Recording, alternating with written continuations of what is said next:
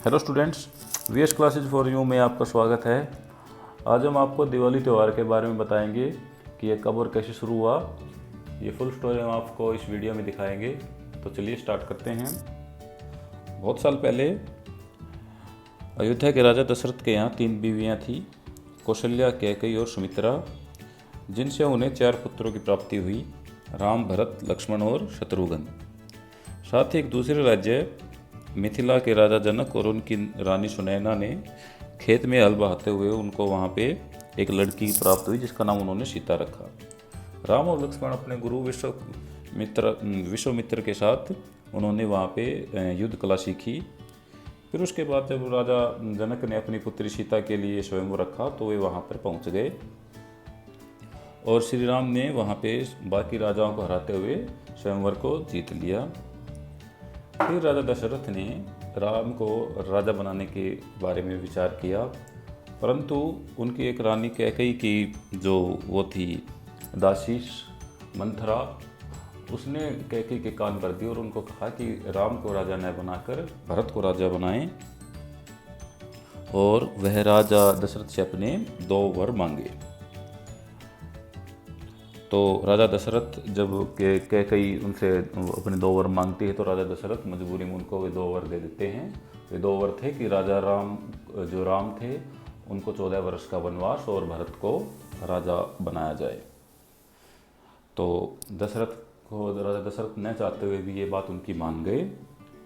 उसके बाद श्री राम और माता सीता और वह अपने भाई लक्ष्मण के साथ वन की तरफ प्रस्थान कर गए।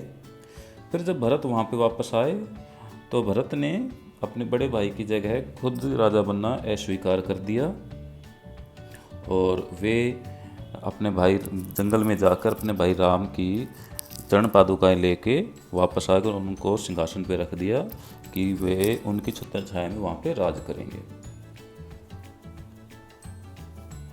और फिर कुछ समय पश्चात राजा राम अपनी पत्नी सीता माता के साथ और भाई लक्ष्मण के साथ पंचवटी वन में चले गए।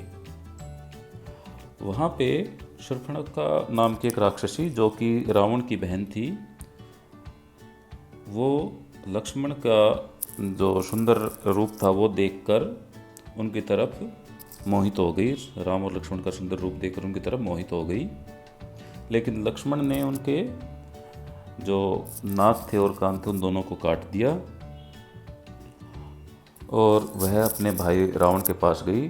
तो रावण ने अपनी बहन की जो अपमान का बदला लेने की सोची और वह अपने एक राक्षस को उसने वहाँ पे एक सोने का जो हिरण है वह बनाकर वहाँ पे भेजा। तो माता सीता ने श्री राम से कहा कि उन्हें वह हिरण चाहिए, मृग चाहिए। तो राम लक्ष्मण को वहाँ पे सीता की रक्षा के लिए छोड़ के वहाँ से चले गए उसका शिकार करने। तभी श्री राम का जो रोने की जो ध्वनि थी, जो एक चिल्लाहट थी, वो लक्ष्मण और सीता माता ने सुनी। तो सीता माता ने उनको कहा कि आप जाओ और अपने भाई की रक्षा कीजिए। तो लक्ष्मण जी ने वहाँ पे एक लक्ष्मण रेखा खींच दी और कहा कि भाभी जी आप यहाँ से मत निकलना जब तक हम वापस नहीं आ जाते। तो तभी जब रावण वहाँ पे आता है और एक साधु का रूप, एक भिक्षुक का रूप रख लेता है और वहाँ पे भिक्षा मांगने आता है, परंतु वह उस लक्ष्मण रेखा को पार नहीं कर पाता। फिर वह सीता माता से कहता है कि आप इसको पार करके यहाँ पे मेरे पास ये भिक्षा देने आए, अपितु नहीं तो मैं ये भिक्षा नहीं लूँगा। तो सीता माता न चाहते हुए भी उस लक्ष्मण रेखा को पार कर देती है। तो तभी रावण अपने वास्तविक रूप में आ जाता है और सीता माता को उठा ले जाता है। फिर जब वह अपने पुष्पक विमान में उड़ रहा होता है लंका की तरफ, तो वहाँ रास्ते में एक जटायु नाम के एक पक्षी से सीता माता को उनसे छुड़ाने के लिए वह उससे लड़ता है, परंतु रावण उसको मार देता है। और फिर जटायु श्री राम और लक्ष्मण को सीता माता के हरण के बारे में उनको बता देता है। फिर जब श्री राम और लक्ष्मण सीता माता को ढूंढ रहे होते हैं तो वे हनुमान जी से मिलते हैं और वे किष्किंधा नरेश सुग्रीव से भी मिलते हैं और वह उनके भाई बाली को हरा कर उनको वापस उनका राज्य दिलवा देते हैं। और सुग्रीव श्री राम से वादा करते हैं कि वे सीता माता को ढूंढ कर लाने में और रावण से युद्ध करने में उनका साथ देंगे। फिर हनुमान जी एक टुकड़ी लेकर दक्षिण की तरफ जाते हैं और वहाँ पर वे सीता माता को ढूंढने लग जाते हैं।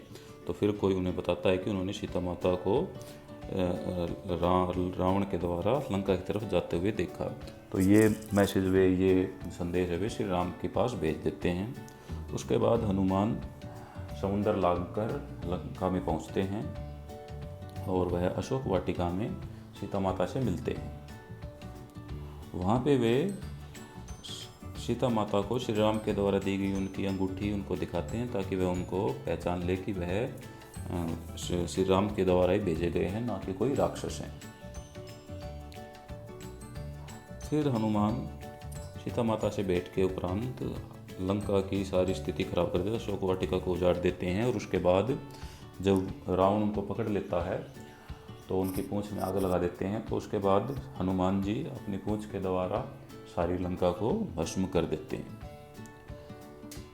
तभी बाद में राम अपनी समस्त वानर सेना के साथ समुद्र में पुल बनाकर लंका की तरफ चढ़ाई कर देते हैं। वहाँ पे उन्हें रावण का भाई विभीषण मिलता है जो कि श्री राम भक्त होते हैं। फिर कुछ समय पश्चात वहाँ पे युद्ध होता है जो कि काफ़ी दिनों तक चला। उस युद्ध में लक्ष्मण जी बहुत ही बुरी तरह से घायल होते हैं और उनको सिर्फ एक विशेष रूप की जड़ी बूटी बचा सकती थी जिसका नाम था संजीवनी बूटी। और हनुमान जी उनको लेने उस पर्वत पर जाते हैं, परंतु हनुमान उस बूटी को पहचान नहीं पाते, इसलिए वह समस्त पर्वत को ही उठा लाते हैं। और फिर एक लंबी लड़ाई के बाद बुराई के ऊपर अच्छाई की विजय होती है और श्री राम रावण को हरा देते हैं और विभीषण को लंका का राजा बना देते हैं। उसके बाद श्री राम और सीता माता दोबारा से एक हो जाते हैं। तत्पश्चात वे तीनों, श्री राम, सीता माता और लक्ष्मण जी, तीनों ही वापस अयोध्या आते हैं और श्री राम को वहाँ पे राजा बनाया जाता है। और संपूर्ण राज्य उनके घर वापसी और श्री राम को दोबारा राजा बनाए जाने के बाद वहाँ पे उनके स्वागत में दिए जलाते हैं और आतिशबाजी करते हैं। तब से लेकर ये प्रथा चली आ रही है कि इस दिवाली के दौरान, दिवाली वाले दिन श्री राम जी वापस अयोध्या में आते हैं और उनकी स्वागत के लिए हम दिए जलाते हैं। इसलिए इस त्यौहार को हम रोशनी का त्यौहार भी कहते हैं, बुराई पर अच्छाई की विजय। तो आई होप आपको ये कहानी पसंद आई होगी। ये फुल स्टोरी आपने स्लाइड्स के द्वारा देखी, तो आप हमें बताइए कमेंट सेक्शन में कि आपको कैसी लगी। धन्यवाद।